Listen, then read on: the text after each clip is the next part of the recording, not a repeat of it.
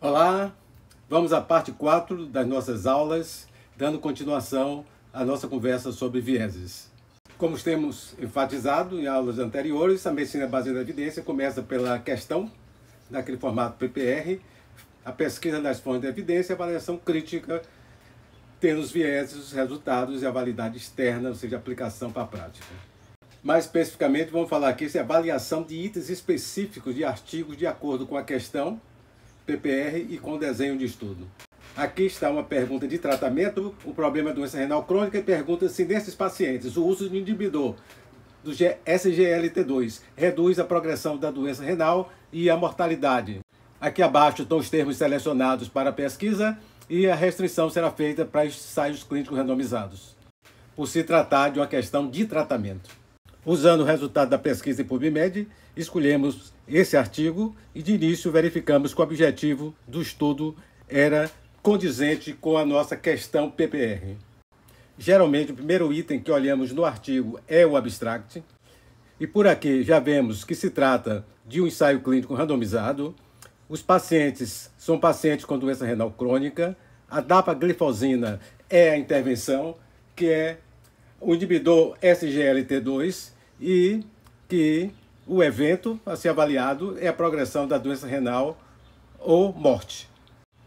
Como se trata de um teste de medicamento potencialmente benéfico, é eticamente possível, permitido, um ensaio clínico randomizado. E esta randomização é como um sorteio, alocando pacientes para qualquer um dos grupos. E de forma randomizada foram alocados 2.152 pacientes para o grupo dapaglifosina e para o grupo placebo um número igual, 2.152. E aqui tem essa pergunta: o que se espera da distribuição das características dos pacientes em cada grupo? Se espera que as características se distribuam de forma muito similar, porque temos probabilidades iguais de um indivíduo ser do grupo dapaglifosina ou do grupo placebo.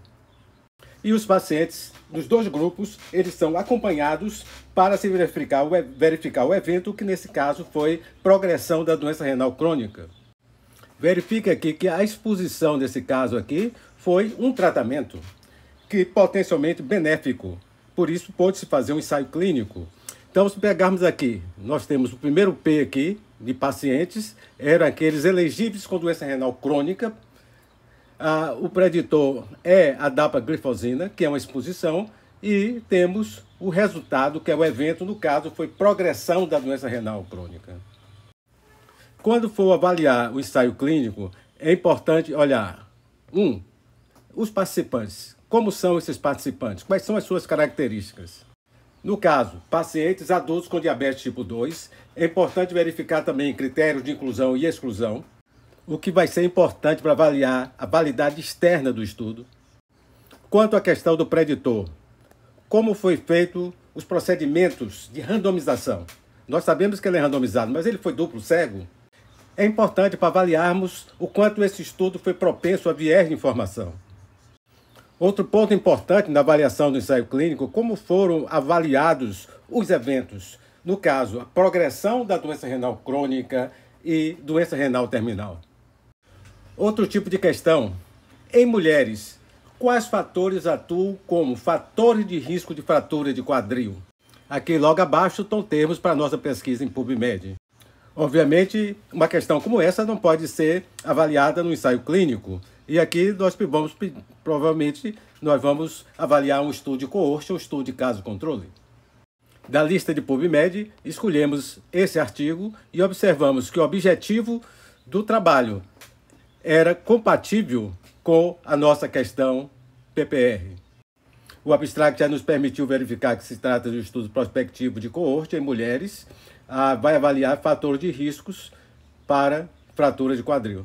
Temos aí os itens da questão PPR, a população, os preditores e o resultado evento. Aqui estão itens importantes para avaliarmos a possibilidade de vieses de informação e seleção, como foram levantados ou avaliados os fatores de riscos, como foi feito o diagnóstico de fratura de quadril.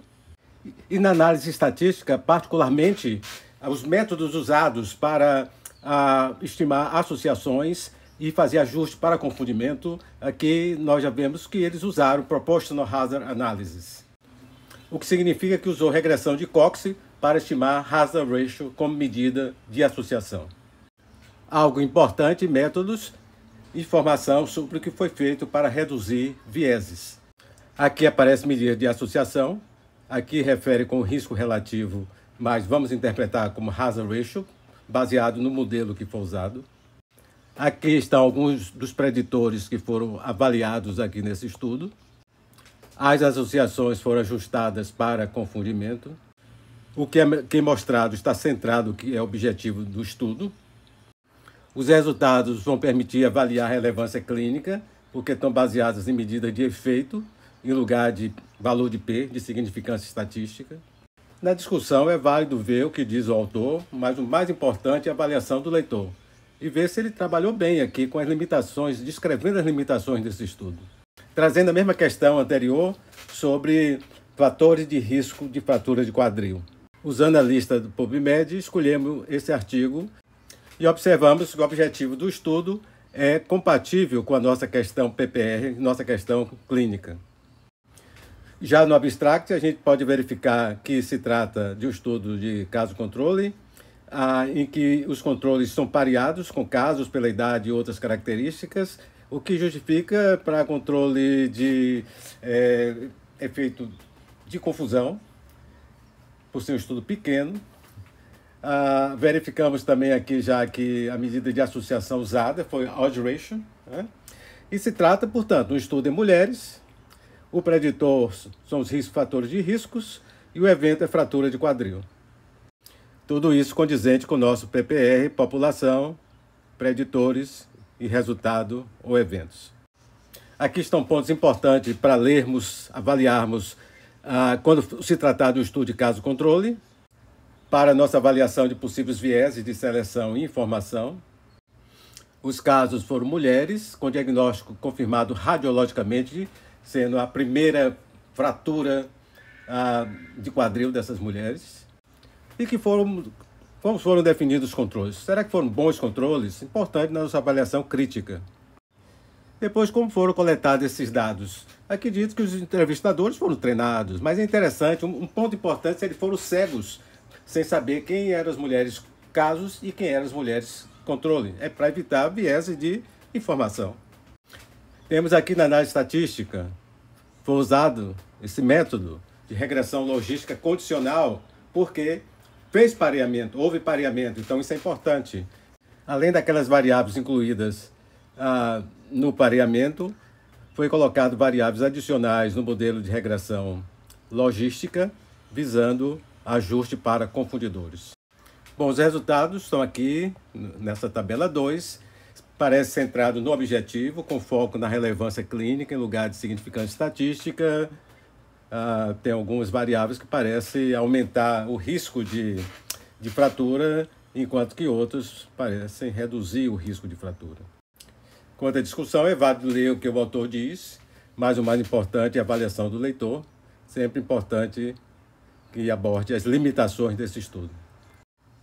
Outra questão que pergunta aqui, na população brasileira, que características das pessoas estão associadas com a prevalência de doença renal crônica?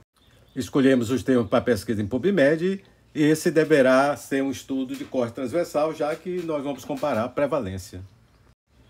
Selecionamos esse estudo e verificamos que o objetivo do estudo é compatível com a nossa questão PPR. É um estudo de corte transversal.